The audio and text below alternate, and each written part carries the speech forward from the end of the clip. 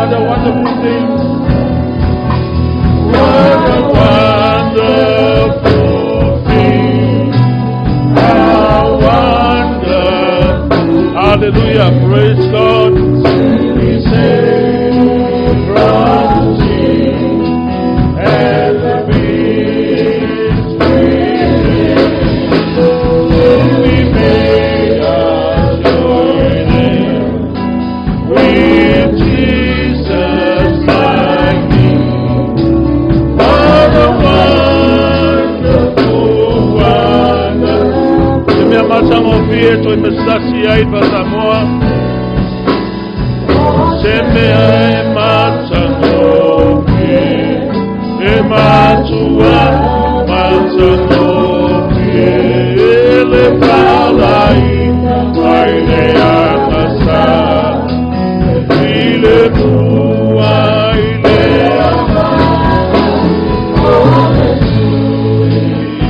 amassa si ma Gesù lo se me amacciamo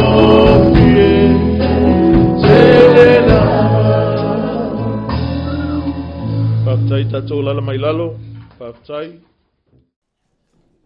Whaftai alava lea tua i mea uma, taimi uma. Awa oia o lea tua o lo tātou wola ai. O lea tua o lo taita ia i tātou pe o le tala alwhai salamo. O le nei atua ana te taita ia te tātou e o lava i le oti. Lona winga o aso uma. Au leanga salala mea e tau le whaalonga o le teita inga le atua. Amen. O le pese lea lea e mānei ia pēa o tono o tātou loto le pese. O se mea le lei le whaasao loto ina mai leanga sala. E fi le mu ai le anganga. Ma fio ai Yesu i to tonu. O fiso ta ia i tātou ma avea mwhanau o le atua. Amen. Amen. Wai le mawhai ona avea tātou mwhanau o le atua i ni tātou whaupunga. Sa uni whanongolongo nei tai au, e awhoi, na unofo mo mawhau. O le tele o tangata pe ua whanongolango i tala, whaupunga. A whamatala mai a o ia o le atali o le atua ua o tali tonu wa iali tangata. Ai awane ingalo ia, o tali tonu foi, ai ai loa. O le whamasinonga au tū lava o le atua. Langa iai tangata sanga lulu e mo Yesu, e mo Yesu, e le saul ma lo le langi. Amen. Amen. E o whamatalanga foi le ia mawhaina tātou mawhau lo loto ai. Wa unofo no fauto e mawhau sa moa, iaso ia. Ele iai asa se o tātou na lelei. Wanga sala tangata uma. Sa tātou toa anga i lotu. Tā le lotu, whawhangu urunga e mātua e oi le lotu. Whalongo i le launga e le langona, usu i pese le lotu e le langona foi. Tele me whai, ai ola i le angasala ua e tu ua le lotu mato e alu a whai le angasala. Amen.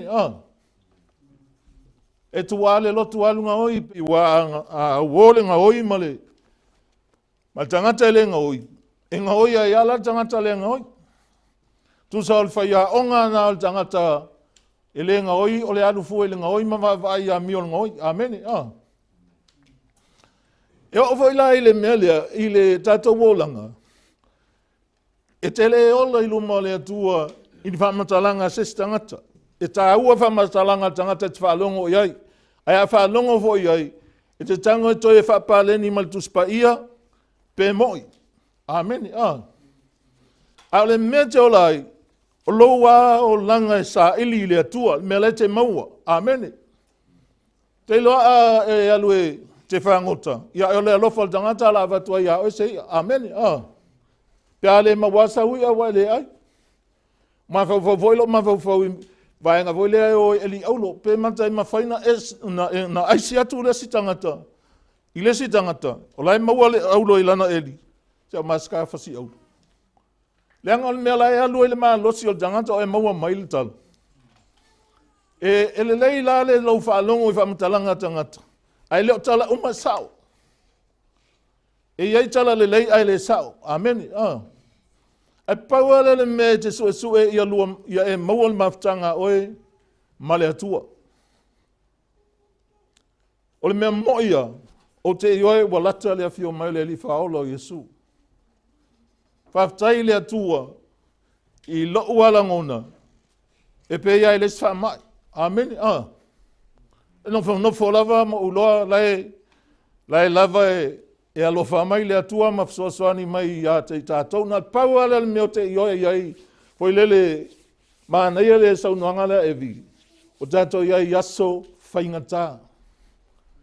Na tau whailo ma whau mea lea o le toi au antoi whaaputun tātou tupe. Amen. A mau am whaunga. Alo whaisesi ia leona. Amen. A wale toi whaaputua tātou ni mea nā vai teimi nei. O tātou iai taimi whaingata. I sa moana yaso ia. E te ngano ta o ngā leanga le pō. E ma whai ono tālu i le lotu no o ta mātua. Amen. E latua le lotu sa whai le lotu. Lava le lei. O ultus pa ia le lotu. A le olanga matua paa.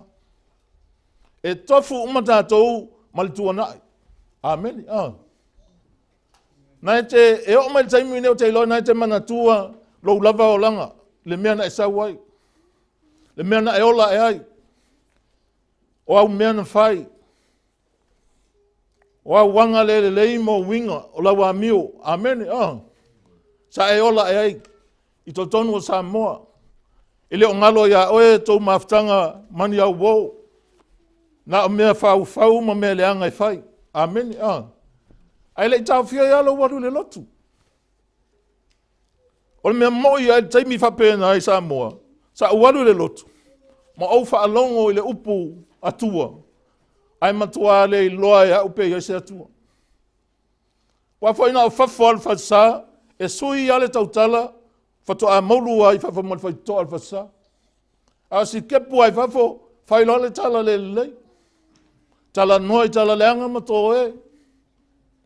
La tala no fa tasi mo le stangata o le nu. Ai la ai faulo ma fau. Le ma fau la ia oi i se me mau ai se me mal nata ngata. Ia pe talo fo enga oi sana pua apo sana mo. Amen. Ele ia tato le olanga le o tato ia nei ia Yesu. Samatua mamau ale atua mo tatu wolanga. Ai sa o lema nei sa mo le tala le lei. Ale me moia to e mafau atili. Po o talia sa mo le tala le lei. Lenga e sa o le upu le tau whalongo so iai. E ese le loa. E ese talia. Amen. E te loa. Te loa tau tala ai, te loa tau. Ai a talia. Wa e olai. Amen. Amen. E whapena ma whauwhonga. Tingana i sa uo la e te ta o sa uo mamai. E tope lua whi au i le aso ma le aso se i maua se teimi e mafutai. Ai ma whai ana whawhausau mea valea e whai i le nga voi tangata. Amen. E te ata ai. Sa whapena o tato uolanga.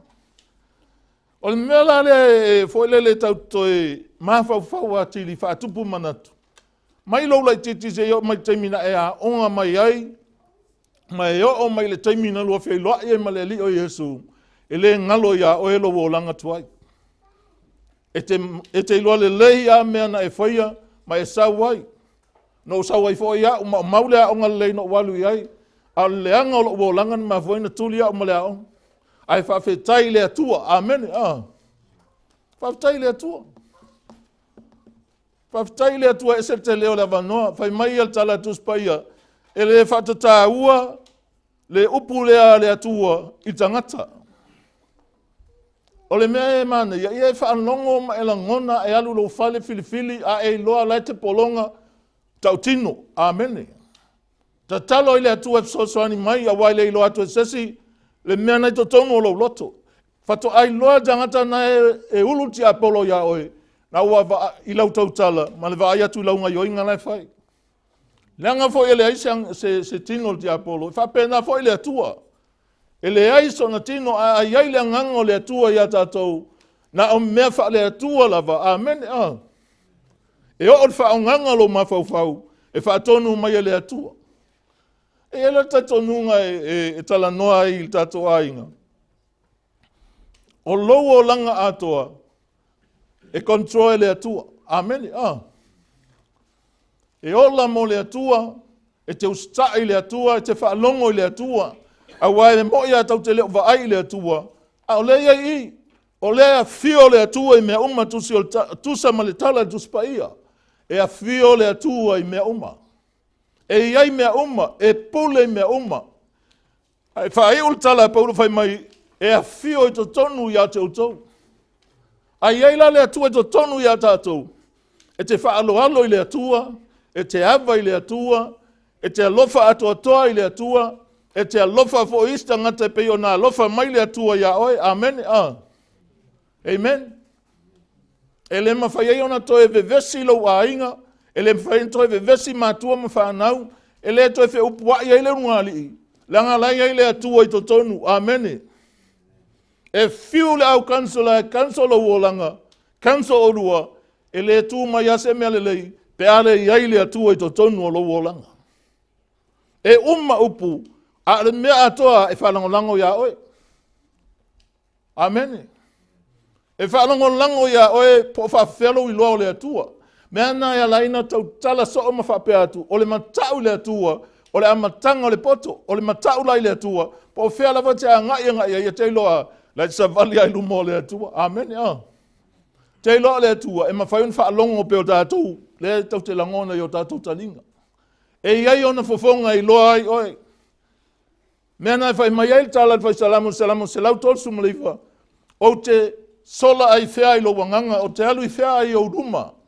Po whea la vai alu iai. Amen. A o la le malamalama nai to tonu ia oe. Ona e tangoloa le whaatu langa leilo o langa. Amen. O winga o la wa mio la whamatalanga e whaia i lo alai, whai luma o le atua. Amen. Lai whai luma o le atua. Mana tua le lei, o le vai teimi nei e tātou walai, e le to e tau whaailoa ina i tātou tangata. Amen.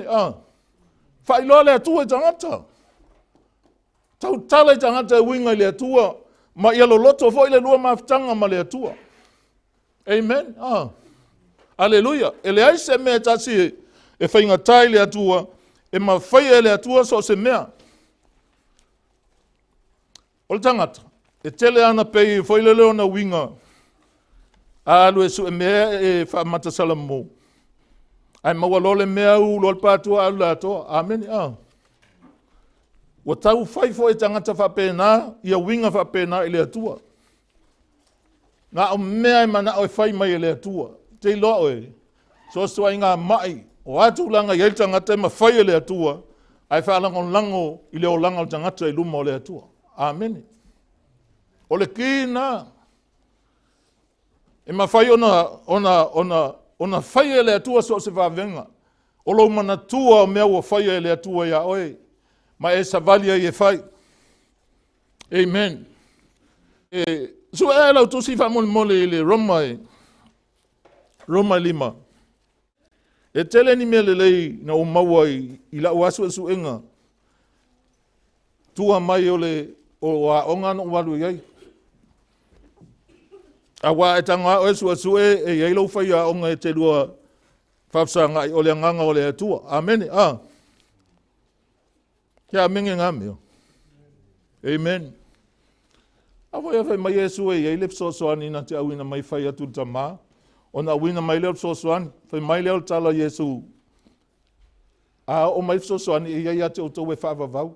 E le iloa o ia le lalolangi a wai le vaia. A o tau te iloa o ia. E iloa langa e te ola i le mea tau le whaatua tua. Amen. Mata o le whaatua tua. Ma nei e la ia mea nana leno ta ua fo le vaiaso leo. Ma nei e fo le whiau lena i tua atu ma le vaiaso leo. Ai mana ia mena, vai mai la le ia i tala Yesu i ona so. A whai a lofa mai se si ati au. So sesia, so stangata. Whaala wa i tele. Ngai le maua le Ioane Sumalfa. Vai mai leo Yesu e tausi mai le tangata na polo inga. Pe a lofa. E a lofa mai foi lo tama i le tangata le na. E o mai foi ma ua ma lo tama ma tau teno nofo whaatasi ma na tangata. Au fai tau at vai upuna, u whapere. Ono minga a e lofa i le atua tausi polo inga.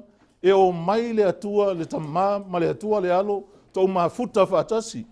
Ai lei loa e mata le vai atu e le whape pe o langi whai e vai atu ala watu le pasi filosofi mai o mai. Amen. Le o lau whatu atua e te loa ai. La e to te no nofo whaatasi a whaila to te nofo whaatasi na o ale o ma whawhangan mea lea e tali a lau ma lo yaso oma. A se ma lo e sili na le lei e le tele whamati vaina oi. Ai te ola fia ai. O le malo na o le atua. O le na liu tino tangata mai, na sau Yesu le tino, na ola pe lava tangata i le tino. Ameni. A o ia o le atua moi. A o lona atua toa le atua na faali le o langa o Yesu. Ina ia vema whaata ita inga i ota atou o langa. O na whanafo la ama upu. Ma fa ma usu lo le o pese le o fiu e su e lunga o le TV pe yeni upu. What a wonderful thing to be free from sin and Christ in it. And Christ in me. O fai ele sota inga to tonu o e male atua. Amen. Hallelujah. Praise God. Praise God. Aole Romana e lima whamulmoli. Whai tau mai leo whai upu mua whamulmoli. O mauala utusi whamulmoli. Roma lima whai mua i a. Le nei. O taua mi o tonu ina i tātou i le whatua tua. O lea o tātou le lei ai ma le atua. Ona o lo tātou alii o Yesu Kiriso. O tātou le lei ma le atua. E ese men tātou le angai ma le atua te lei. Awa foi sa tātou o Esea, sa tātou wangsala. O lo tā ua e Paulo lantusi e Feso. Fai mai o oto foi o e na hoti. Awa sa tātou sa vali le valea o tau loto. O tua na mua ma e whapaupau sa tātou ola ai. Amen. Tangata uma. Ai le foi ta ua i apostolo Paulo i lantusi Roma, fai mai uanga sala tangata uma, wale o le vi inga mai le tua. O tai ma faulanga i tua i le mea na ola mai ai, ma le suinga wa fai le atua. Ai te iloa mea tatu ola mai ai.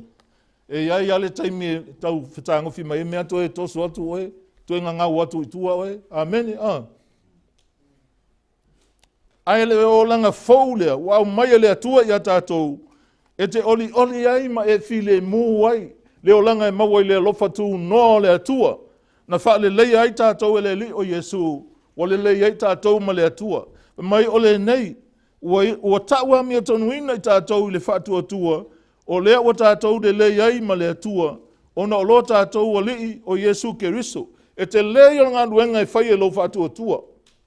A pupula mata o lo whatu atua, e mawhai na whai mai le tino le atua i o luma, mai whawhetai a telia i le atua, mai whamaua lalo i luma o le atua, amene, o le talia ina o Yesu, e leo se me alua i lunga, la ngona o le tangata, amene, E te ola whamaua lalo i aso uma, ai whai tauru tusi na le apostolo Paulo, i le Roma mua, matua manino le lei, le whata o tonga mai e Paulo o le whaavai, po le aunga o le whatua tua o le tangata Kerusiano.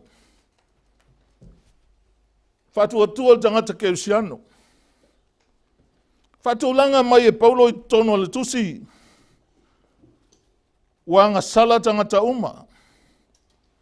O Keriso, na maliu, e whamangalo ai anga sala. Sa loto, mai le pule le ngasala. O lotu anai, taimi nei, ma le luma nai, wa mana whatatia le atua. O whai tau lea i le tusi lea, o whapefa whetai le atua. O tua lewa na o whaelonga soa le ai whai a, makola o le ngasala. Amen, Te iloa oe, o le ngasala e pule ia oe. Pea ele iloa, ai le iloa mea na. O le ngasala e pule ia oe. Amen, Au fia usu pese le ana tatou tua nei. Whawhetai le atua, o se mea matanga o fie. Le whaolaina mai le ngasala, po le whaasa o loto ina mai le ngasala. Ai a vea Yesu ma le nofo i totonu. E whaile so ta inga o lua, o le so ta inga whale a inga, ma le halo o le atua, o oe o le tangata, wa whanau fawina i totonu le a inga o le atua.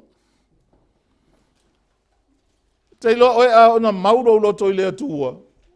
Tau mawhai folele o se mea o le mawhaina lo lot na momotu pe o se masani fole, tai pe o se auta alo folele.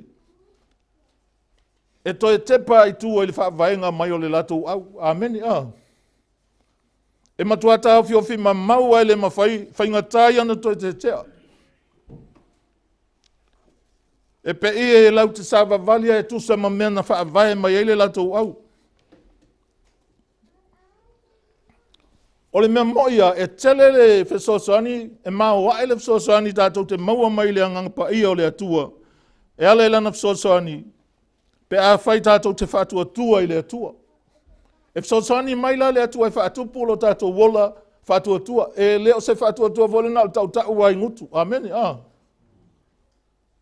Ai whesosani le angangpa ia oe, ina ia tupu lo whatua tua. Tupu ilunga lo whatua tua. Ma ia fua lau whatua tua. Pe a whapela e te ola i mea ia, o mea ta tauna i tali tonu ai, le mea lea ua ngasala o tangata uma. Ai tau tango ai le ngasala e whamanatu ma ia le nālaina, ua ngasala tangata uma. Amen, Ola e toi tango fo i le ngasala na e hoti ai. Toi whamanatu ma ia le tuspa ia pēnu whawhiana, e ola mai le ngasala, na maliu le li whaola o Yesu. E wha maa ngalo ai ang sala. Amen. O wha sa o loto ai oe mai le polonga sa e ola ai ma tātou ola umaiang. A tātou sue la sue sue ma le wha i tete ma tua sue le tusi lea Paulo. I kolnito. Tātou te maua mai ai. I lo tātou wha tua pe a tātou tu mau. Ma pipi i pea i le li o Yesu. Pipi i le atua, tangata voi solo mili ia i te miuma. Amen, E leo se whatua tual mea voi lele se ilong ngai lamdea i se mea whatua o solo to turima ma whalata lata i le atua. Au ma whau o ma whau anga i Isaroa elu. Ave ese mai ai kupito whapea mai ai au ese mai lo mai le ele o ai kupito ai amakua malo losi o lang. Amen, Ai mai ai tai ele atua e pe ia le povi ua malo. E lo tala Isaia nei fai. Wai loa le povi. Le na te tausia o ia male asini wai loa me whawhanga ai. A tala le atua nan fai a Isaia. A lonu. O latu le loa. Tele taimi. E tau mawhai ai ti apolo e pupuni o mata awane e loa le atua. Amen. Le angai whatau waso e le li o le lalolangi, le mawhau whau o le tangata. E musu le li o le lalolangi e te manuia. E manao e te lua o whatasi se ot. Ma naia upo e o te vai e tusi lunga o pasi sa moa, moni se oli e moni le langi moni se oli. Alfesili o sa uni e le o langa e whitai ia ima mea monina. O le mea mo ia ele aisa si e fialu se ot. Ai a e o se oli na whawheiloa ile o e tangata mawarulunga na e se oli. Ma whapea mai a o e lato tala. Wa e vai foi o e peo i mātou nei. Lai maua le tusi o Isaia. O tangata vai alu se ot. Tangata whaalongo pea ele langona. Le tangata e aunga tae whaile mea whinangalo iei le atua. Le tangata e ola whaangalo ngalo le atua i lona o langa. O tango fo i whapalengi fo le lo o langa wapea. Pe iei se meo te mana o iei. Ti ngale timu. Ti ngale manuru. Amene. Se meo te mana o au iei. E le tau fia ia. Ai a olo i teimi e te tau waina mafuta i le atua. Amene. Wa pulo lo le. Amene. Whaftai e leo pulo waka ko ia le whai atu e te mawhau watili ai. Ina ia e lo whaasili le atua i lo wolanga. Whamua mua le atua. Whamua mua le atua. Hallelujah. Praise God. Wa au mai e paulo le ta iala manino mo tangata uma. Tangata uma oe o talitonu.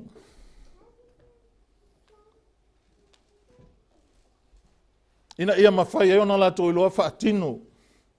Whanga i oi lo lato whatua tua. Amen. Le au mai atu spa ia mea uma e to anga i whaitauna e loa loa lea. Wa au mai ina ia whaatino ai ngai oinga le au kersiano. Tangata e ta o kersiano. Ele te ia ua ola i lunga lo o langa kersiano. Amen. O upu mai le afionga pa ia le atua pe on whaatu langa mai e la apostolo Paulo. E au mai e fisosoni a oe ina ia e loa i le whaatinonga o le mea ta o le o langa kersiano. Amen. I te le kersiano ni upu. Amen. Ele upu, o le o langa o kersiano. Ele o se poto na o le mawhauwhau e alu i tonu.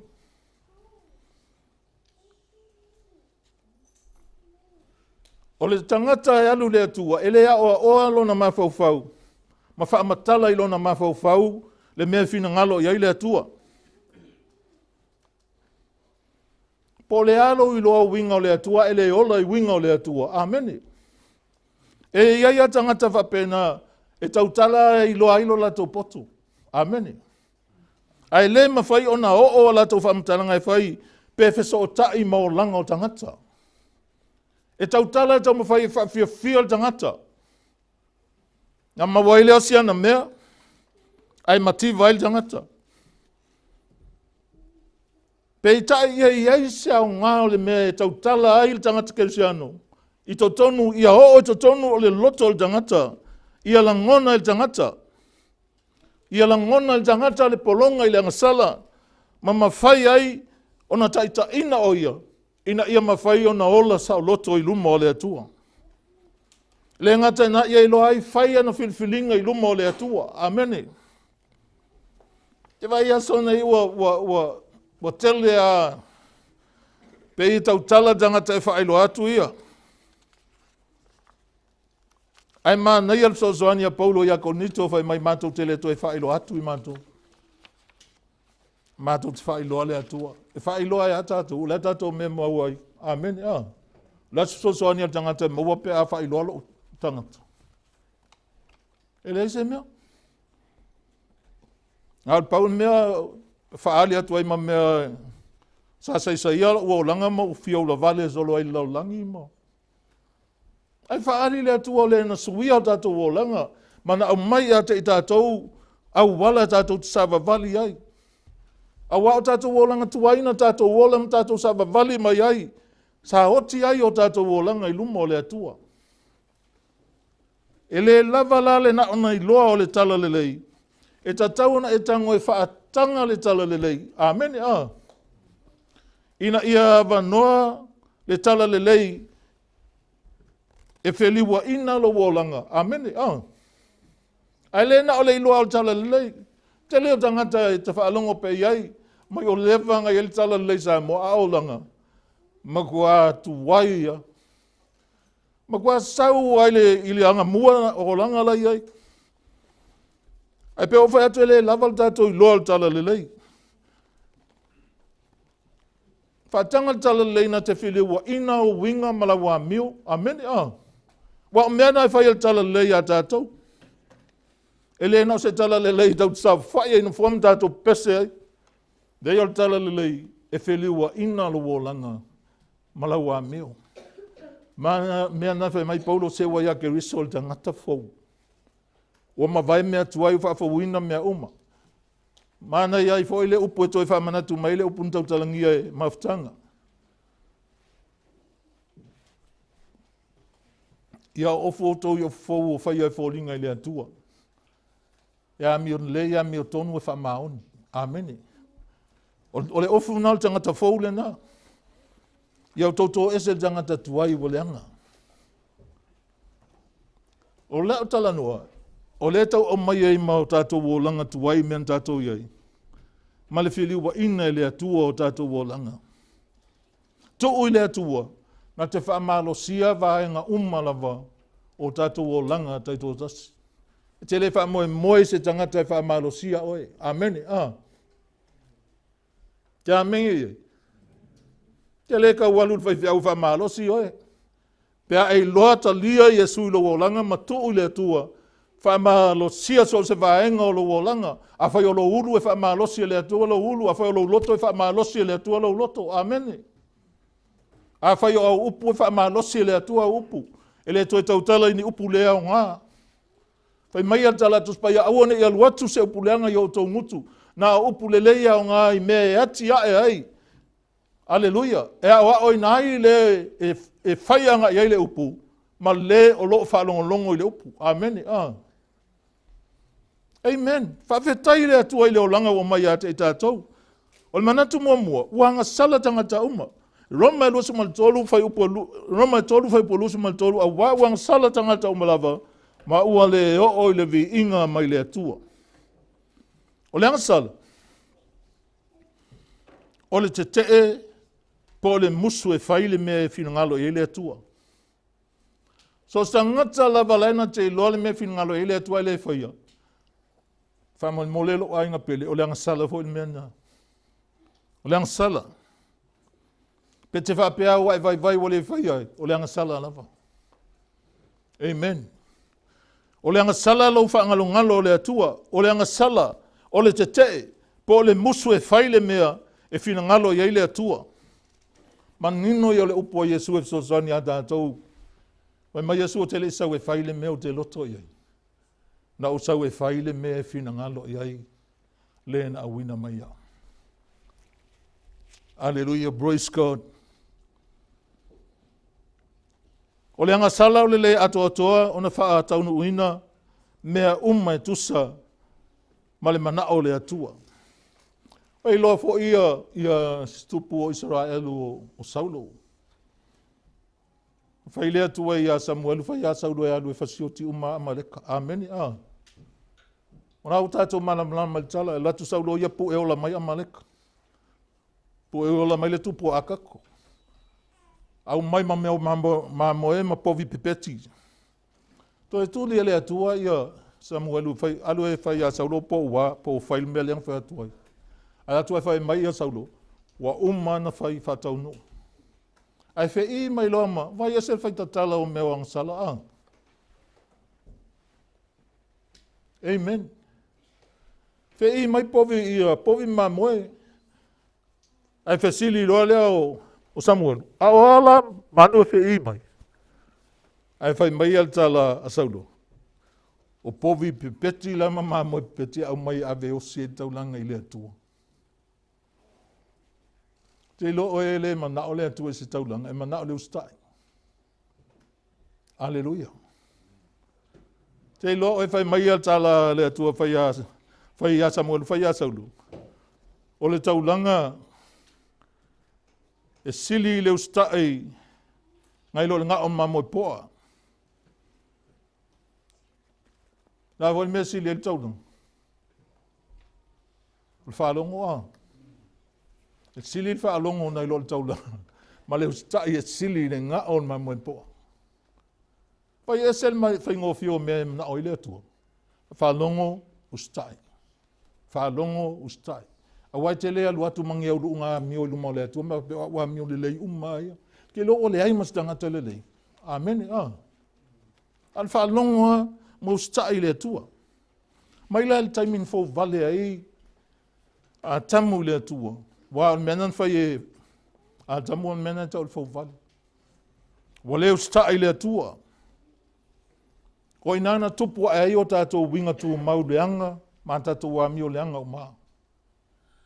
Wa tātou leo sta ile atua. Wa nga sala atoa tangata, wa nga sala le lalolangi. Wa tātou wa nga sala na tipi sea i tātou mai le atua. O le anga sala le mafuanga, na tātou mana na oa i whai a mea tātou te loto iai. Ameni. Whai a mea tātou te iloa e tātou. E o mai taimi nei lai ai whai ai tonu e kālesia. Mea e loto iai tangata. Ma le upu alea pe o tāla saulo. Mea e fia iai le atu. Kwa sa ili lei pe fia le atu ai mea. Ameni. E mea e whai lunga le leo stai. Te tau an tātou stai le atua. O le anga sala, sa tātou sāwa vali ai i o tātou lava au wala, ma tātou la fuai ai au wala le atua. O le tala nā Paulo i lan tusi Efeso. Ona o le atua, e atoa toa le atua, ma le lei mahami o tonu. E le whaetu au, e anga tonu ai oia na te whaasala ina, le anga sala, e le whaasala oe. Whaasala le anga sala. Ai awhai oe ona le anga sala. Walua sala whaatasi a malau anga sala. Ameni. A wai le su ea tātou ni anga sala. E le ai fwoi stato fuai whaatu ai oe lunga se ilo ai pe fia mamafo anga sala ne te whai. Nao le atua na te silfia. Mea na te whai. Te fiu e mon mau oe. I soule lei. E le tali tonu ina e le atua na mea i luma tangata. Ameni. E le whaafonga i le atua. Wanga sala tangata umalava. Tai toa tasi na tangata uma tātou manga sala i mea umalava. Mwhain tātou wanga sala i te i le atua. Fau vale i le atua. Muso sta i le atua. Le whaia le mea whai mai i le atua. Whaangalo ngalo le atua. Ameni. Na i mea i e whaapea tangata i le anga sala ai. Ai whaafea na i whaangalo ngalo le atua. Aso uma. E te sao whaia i lunga lau. Ameni. Ma whawhanga o e le atua. Te i fwoi wai whaapea. Le ai o mea ai anga maua i lo maalosi. Le ai sau maalosi pe ana le ai le atua. Ameni. Ana whaapea e whinungalo le atua e veese le maalosi moe. Le mwhauna e ngalue. Ai o le usi tai le atua e te whaonga ta tau ai mea uma. A wa o mea uma lava le utato wola i laulangi nei. Ma fua mai ale le anga i le anga sala. Wanga sala i tangata pe tai. E ta tau na tātou whaatua ia Jesu Keriso. Ma tali tonu i le mea moni lea. Wa na ia whaamangalo ina tātou wanga sala.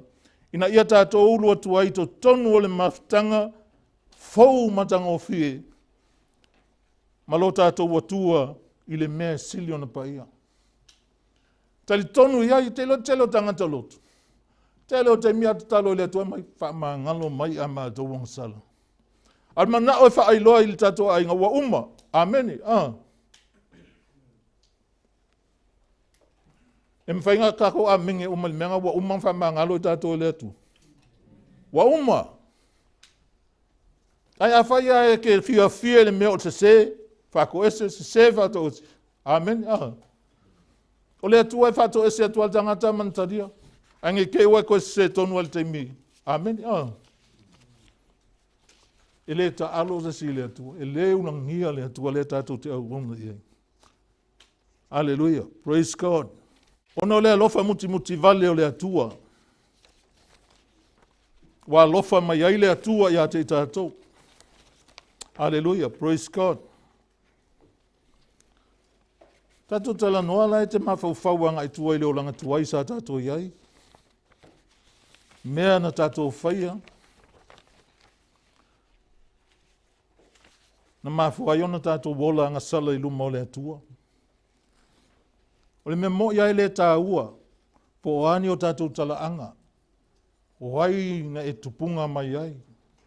Mea ngai te vai i a sa moa lai ai, tau ave sa moa mawhi na wai. Ameni. O latou tupu anga. E o a tingana feoti, o lewa na feoti, saua e kau au mai ale mamalu. Ameni.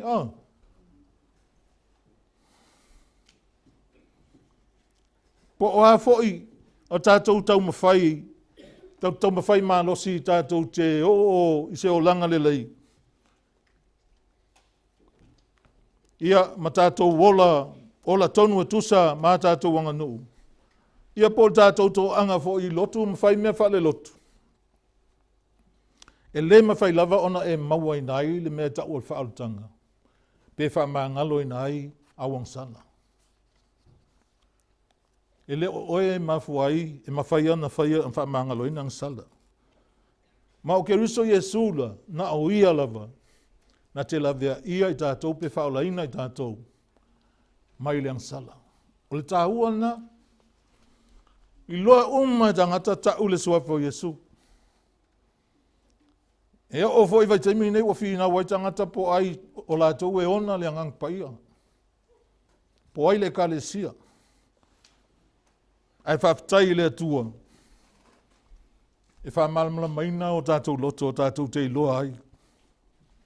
Lona lua, na maliu Yesu e wha maangalo ai ang sala. O Yesu na maliu e wha maangalo ai a tātou ang sala. Ua whai ai tātou maami o tonu ile atua e ala ilo wola whatua tua. Amen. So tangata whatua tua e whai maitus pa ia e ola le whatua tua pe ola le ami o tonu ile whatua tua. Aina mafua mai, ona le wha maangalonga Yesu ia te tātou. O lona maliuti ngai lunga le sātauro, tanu mia mato e tū mai. Ai lea wa tātou wola fia fia ai, pei o le tātou matua. O le nei wa tātua mia tonu ina i tātou i le whatua tua. O lea wa tātou le lei ai ma le atua. O le almen tātou le lei ai ma le atua. Tātou le lei e ala le tātou whatua tua.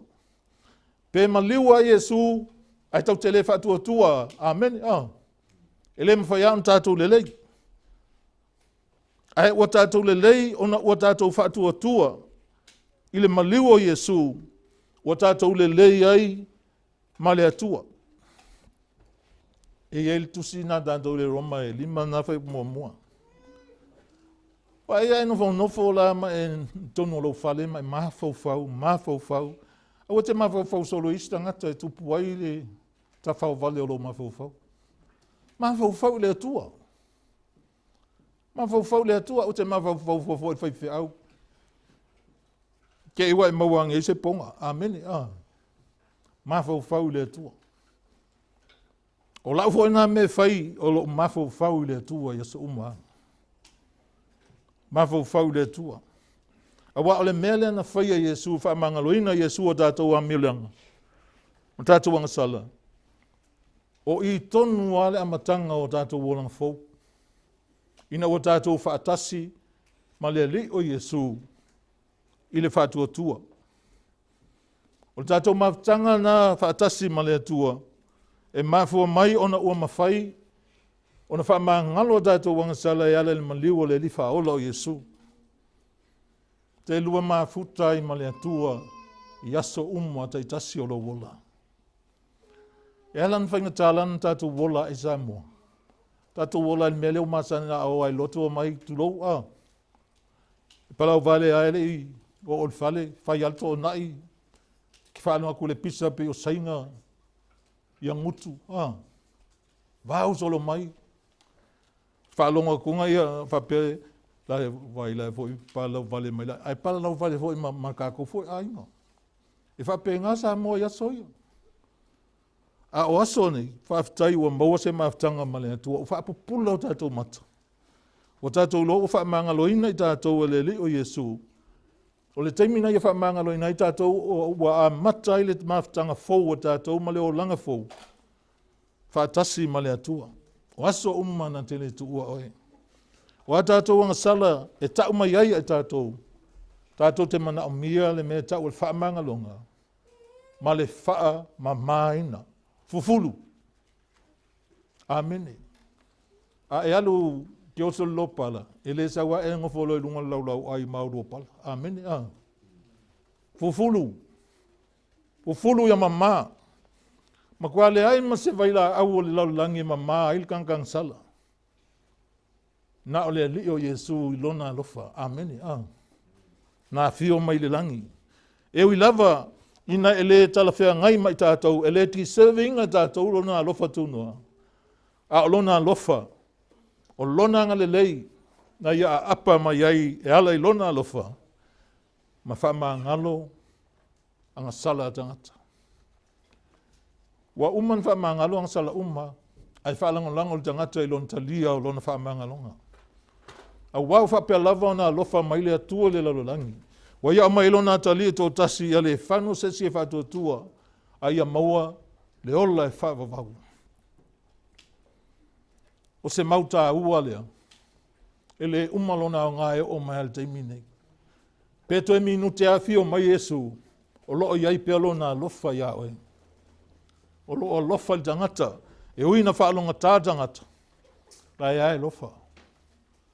Pe 5 minute o totoe a fio mai a e liu leli, e wha maoni lona alofa. E wha maoni o lona alofa ia oe. Awani a vela utala ma me te tawhau ai mai wape, se 5 minute o os. Le ai ke leo I loa teimi. Amen, ia. Mkwa ele I loa se teimi e fio mai ele li o Yesu. Le ngai sau e peo nga oile po. E te fiu la su e tono tuspa ia. Po ia se teimi tau mai e Yesu lo na fio mai. Te le maua. Pau ale mele mai Yesu. Amo ia le au na pe a sau lo na matai. Maua o ia lo fa peo na fai. Maua o ia lai au na man fa maoni. Lai au na I le atua. O le na whaia o ia. O ia na ia sau nia le awala o le ola mo I tātou. O le awala tātou te ola ai pe on whetala Yesu au ne o le ala o le pomoni ma le ola. Le ai asesi e sau atu le tama. Pe a le ui mai a te au. Te ilo oe a le sao le awala e te aluai. Te le maua. Te se. Te le tau nuu. Te le awala o le o whaia tangata. Ma le manatu ai o le ola e whawavau. A te ilo o le mea foi nai alai a oti tangata whapelea. Ia maua sa ungo whanga mau I lunga. O tātou. Tātou wola mauti noa ma whaafitai le atua. I mea wa whaia le atua ia te tātou. E le tau mate le whailunga whasili. O lai aua umana I eilo no whaanga I le langi. E le mawhai fo ina whaoa e sesi. Pea whai e te ola tali tonu. Ma e ola I leo langa whaua au mai e Yesu I ate oe. O le maliwa ke riso na ia tutongi ai le sala mo ata atau ang sala. O le tala le leilea. O tutongi e Yesu ata atau sala. Amen. A wai le aise me mawhai le tangata ang sala e tutongi ai lona ola, lona ang sala. Ai ole lofa ole atua. Aleluia. O Yesu la tala le lei, o Yesu ele o tala le le lotu. O Yesu o ia tala le lei, o le atua, o ia la vea I tātou, mai o tātou o langang sala. Aleluia, praise God. Tātou whaalangon lango I le atua, tātou mawhau whau I o tātou o langa I luma o le atua. O a tātou me whai, ia e loa lai te whaia I luma o le atua. O se tala te whaia, pe te whaia I tua, o le whai toa. O lai ai luma o le atua.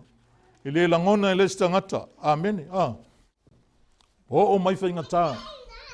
Ai amu ia tangata na te whaia I ova ma ona whaatua tuanga.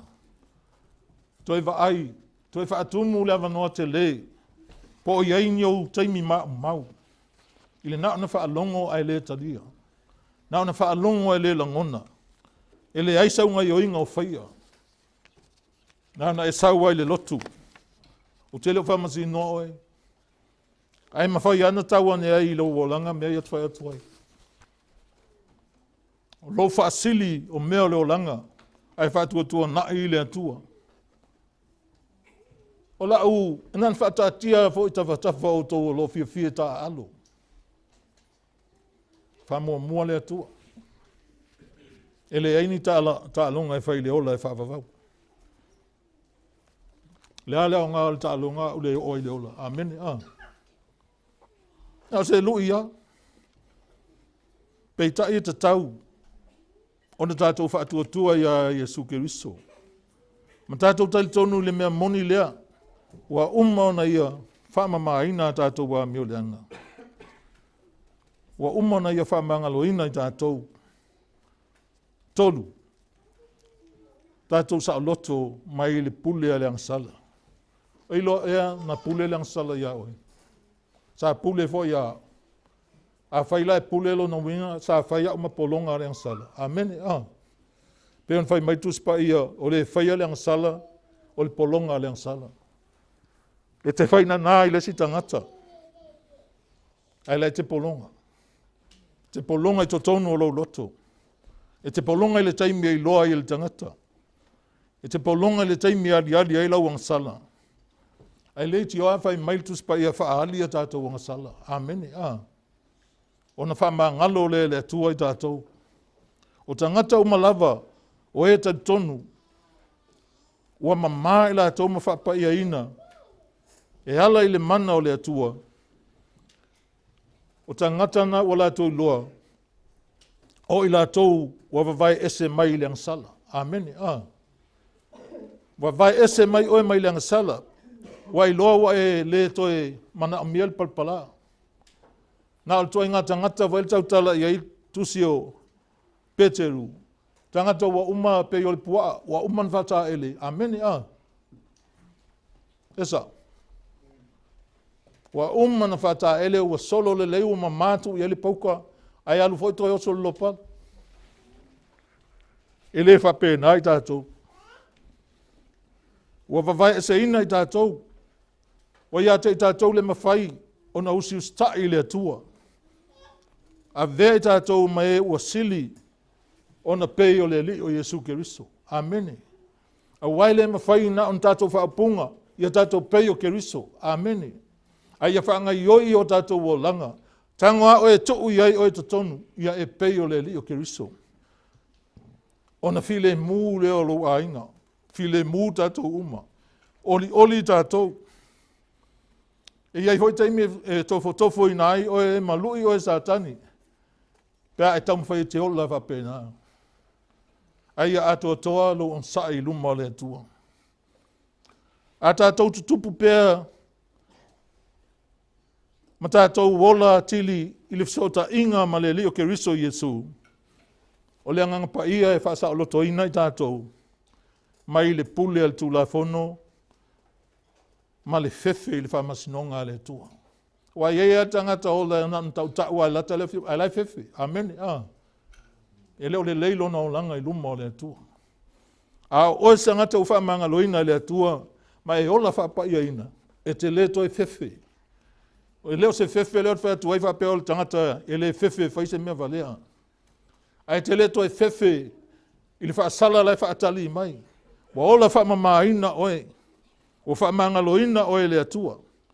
A ua o tātou sa loto mai le pule le angasala, ma le maa losi o le tula fono, ma le fefe i le whaasala le atua, e mawhai e ona tātou tutupu i lunga, ola i le mawhtanga whiso tai whatasi, ma le alii o Yesu Keriso. Amen.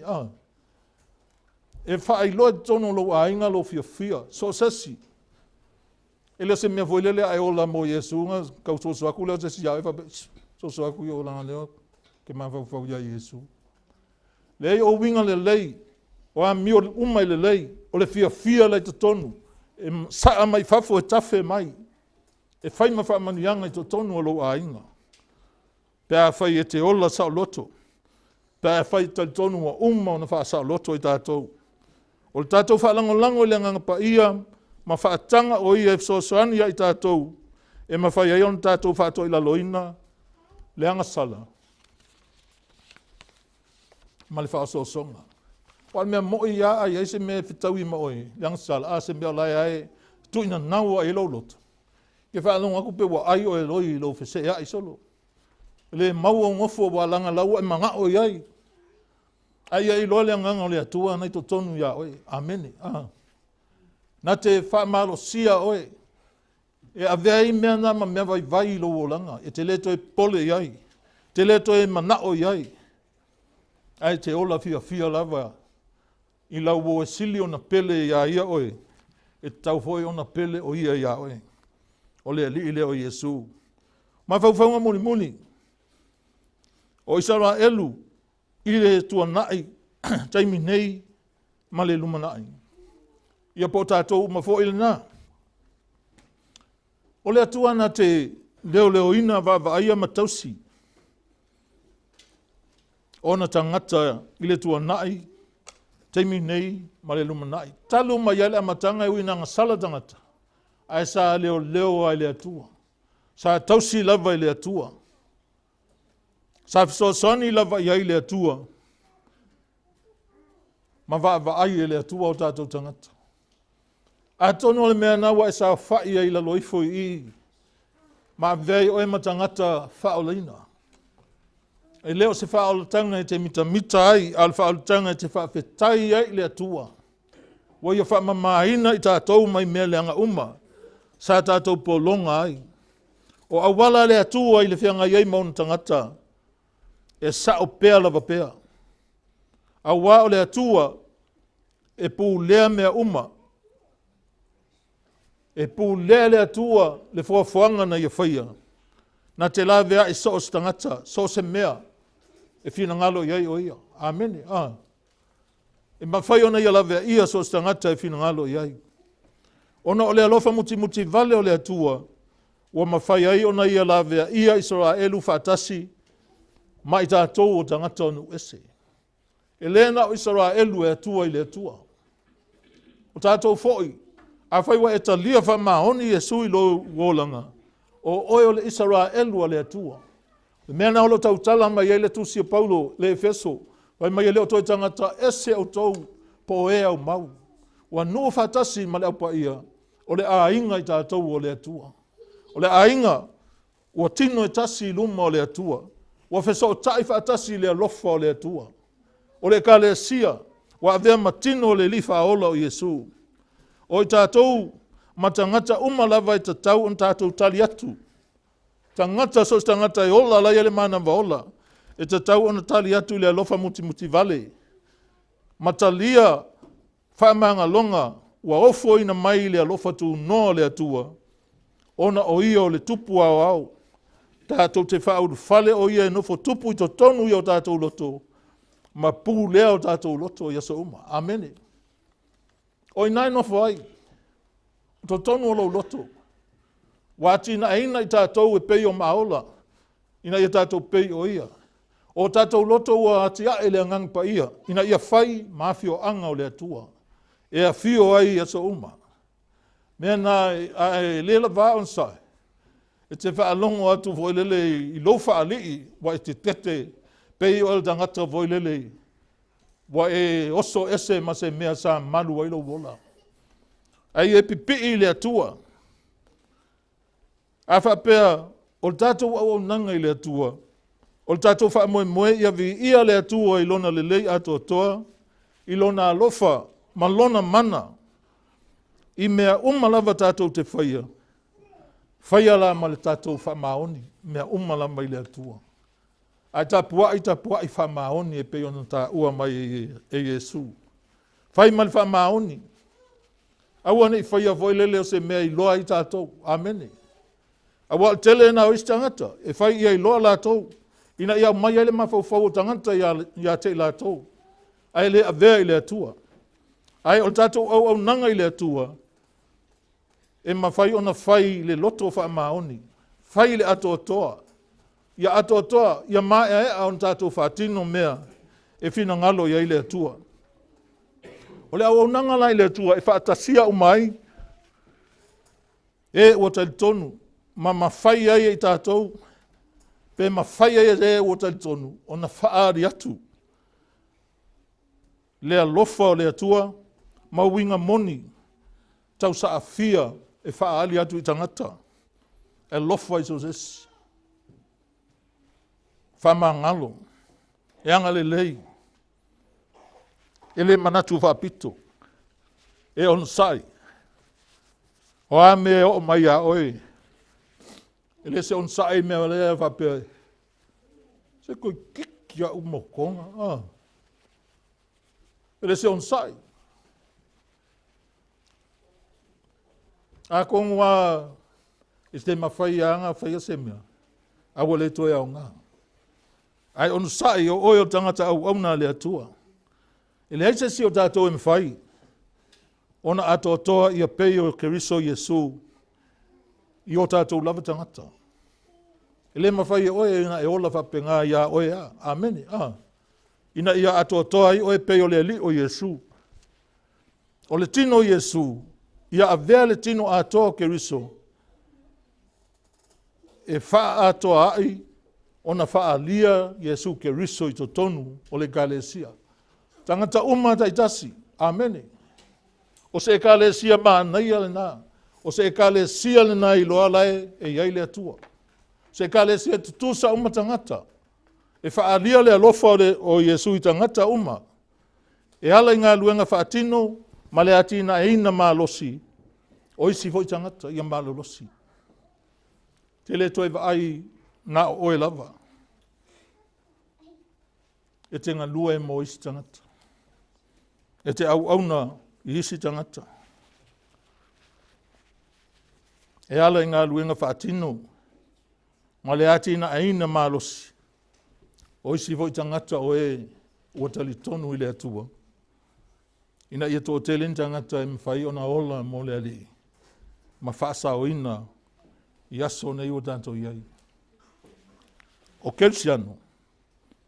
E mawhai ona a vea ma wha ili tele o pū ma la au pese leo maarie. I le lātou au nanga i luma o le atua. Tusa leile au nanga. E le whai tio lesi me whai lesi. A tonu e le au lo malosi le me mawhai o en whai. A mea o mai a whai le loto le lei. E pepese mea ia ma leo maalia i luma o le atua. O tātou au nanga tu whaatasi i luma o le atua. Pe ona whai atu e pei o se wha ili pū leo te tele leo maalie. Amene. Ai wha alongo atu nei o tā mau mai se wha ili te loa ale maa nei o le sau o leo. Amene. Iaso ia Samoa. Pau wā mea sa ta whawhauanga i ai vo lele. O meo konsetia nu ue whaasavati. E tope vale ai a mea ai le afiafi. Ai oe matamata. E whai losi tu ai whaangatua pa o selo whape e lau amaka. E loa lau amata. Pa o mai selo. Ia a o vo i laile e le sa vali vali. E kau whetuli. Whape i lau alu i le atua nei teini. E alofa le atua iawe. O te whamawha so o fo i au tala. Ni tala e whamawha atua i whautuanga mō tala vau. Mana tua le na whaia oe i ona pōlo tau le lea. Ai le i o mai aso leanga. Ai toi whapea le tala le poto. E te whaia oe mea te pulea oe. Sa valia i o wala. Amene. Ma whai mea te loto i ai. Pa wal mea lai whai mai le poto e whapea. Ai ia e loa. E whamasino ina oe e ova. Amene. I ia mea uma. O tō whanau te le whai atu e leanga o tō. Ai mawhau ma mau mawhau tele. Pe sao oe. I luma o le atua malan whamasinonga. Pe ono whai atu tau tele au auna i le atua. Ono oni whaapunga tangata. Tele sa vali se tala whaalungu. Amene. Ai sa vali wa e mauti noa. Wa lua whailoa i ma le atua. A whai te lua whailoa i ma le atua i lalo nei. E le se sele me te tau nuu iai le langi. Le ola e whawawau. Wa sau nia le atua mō tātou. Ma nei al pezena no whalong wai. Looking for a city. Never die. Le oti ai. Hallelujah. Praise God. Ele ai ase si city lalonge e te ke sao ai. Nga ole ma loa o le atua lopu lea i le atua. Whamangwia le atua i lo loto. Ma e mawhau ma tali tonu i mea uma, tali tonu o le tangata ang sala. Tali tonu o le tangata ua whaamangaloina Iesu lau ang sala. Tali tonu o le tangata ua whaongaina i le li o Iesu lau o langa. Ma e tali tonu i lolu manai.